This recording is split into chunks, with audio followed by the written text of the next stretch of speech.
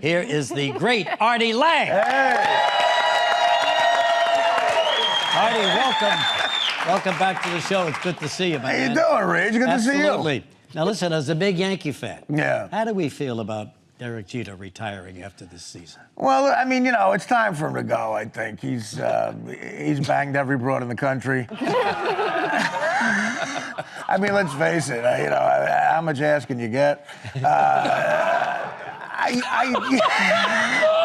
know, I mean, for a while, he would just go through the Victoria's Secret catalog and point to a chick and call her.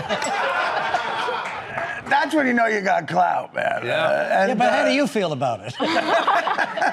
That's more for the rest of us, Reed. I mean, clearly, I do the same thing with the Victoria's Secret model.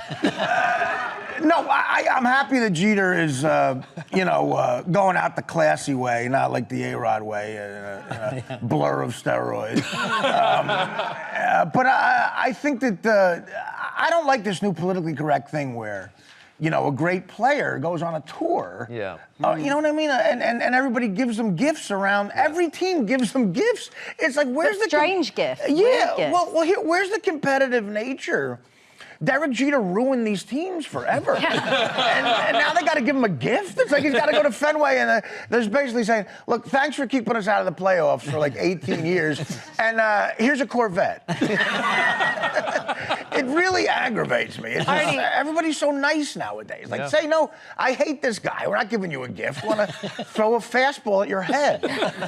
You mentioned ARod. Last time we were here, you mentioned that you hate him. Clearly, you do. Now he's suspended for the next season. What do you think about the punishment? Well, it sucks now because I guess he was at a bunch of Oscar parties, so it looks like he's just going to go into acting. I thought he was going to disappear, and instead he's going to be like the villain in the next Hunger Games.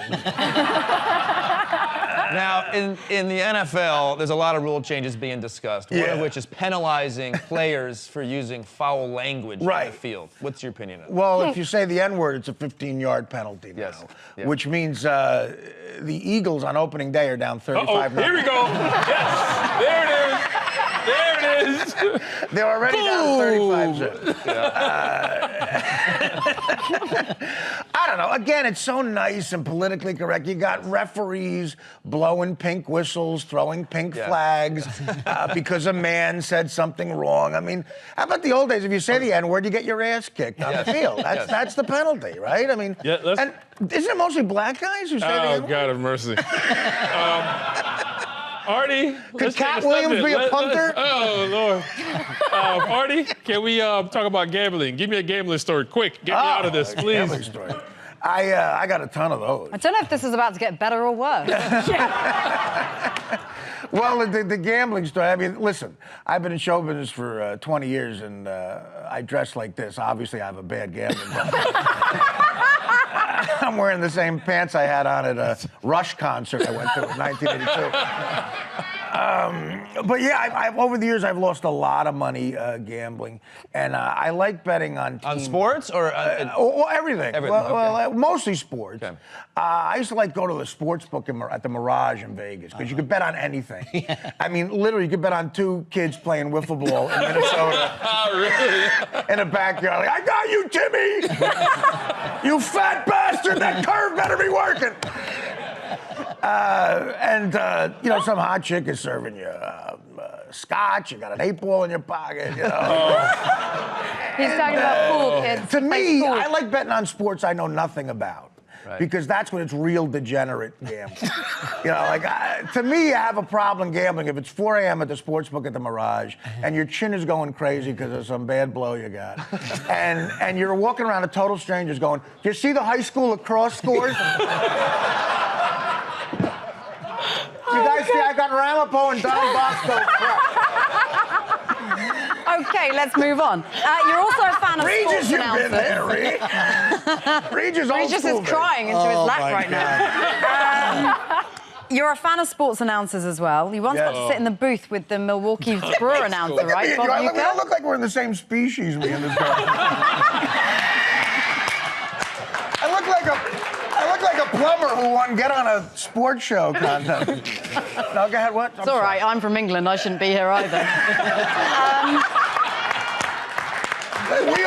You're English and I'm from Jersey. In fact, Artie, Cheers to that. It's my cup of English tea. Cup of tea, all right. Kids look good together. Anyway, tell me about Bob Uecker and keep it clean.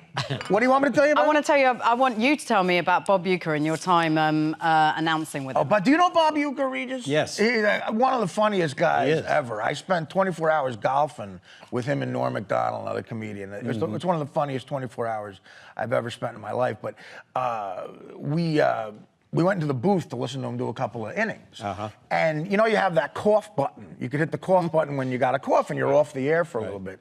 So watching Uecker do that, whenever he would see a hot chick in the stands, he would hit the cough button and talk about her, and then go right back in to announce the game. It was like watching a jazz musician. It was just unbelievable. And he would say stuff like from the 1940s, like an old guy from the like Dame and stuff. And like, so he, like, you know, like, here's the 2-2 pitch to Sosa, ground ball to short. Look at the cans on that dish.